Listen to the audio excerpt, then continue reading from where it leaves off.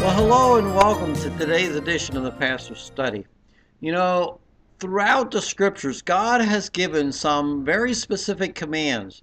And sometimes, when you encounter those commands, they might seem a little odd. It might seem a little bit unusual. But nevertheless, they're a command from God and they need to be obeyed.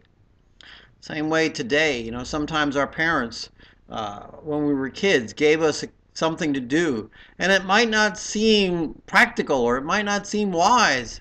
But then later on, when you grow up and you become an adult, you begin to see the understanding and the reasoning behind it. Well, the command that we're looking at today and David's violation of that command is the fact that God had said they were never to number the troops, never to do a head count, never to figure out how big their army was. Well, 2 Samuel chapter 24, we see this, that David orders Joab to come along and go out and count the troops. He says, go about now through all the tribes of Israel from Dan to Beersheba and register the people that I may know the number of people.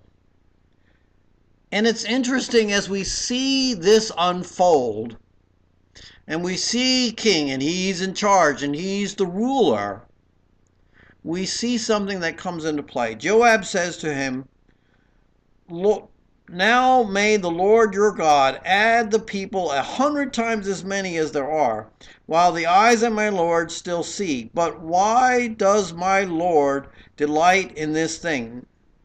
In other words, he's telling him, look, this is wrong. And why do you want to do this? May God give you 100 times more than what you actually have. But don't count them.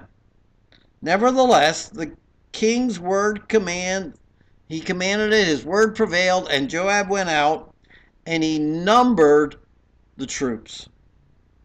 He numbered the people. He calculated how big the army of God would be. And we see this, and as this unfolds,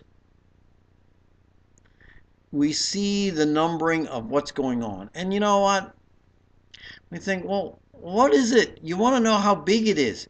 You want to know how much you can rely on your people.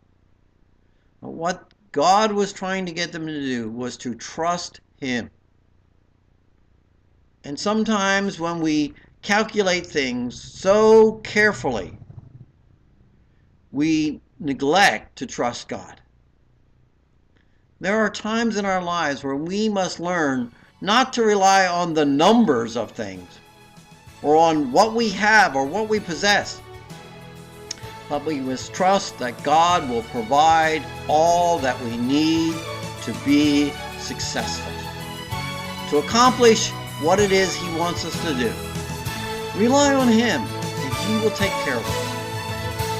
Till next time in the Pastor's Study, goodbye and may God bless.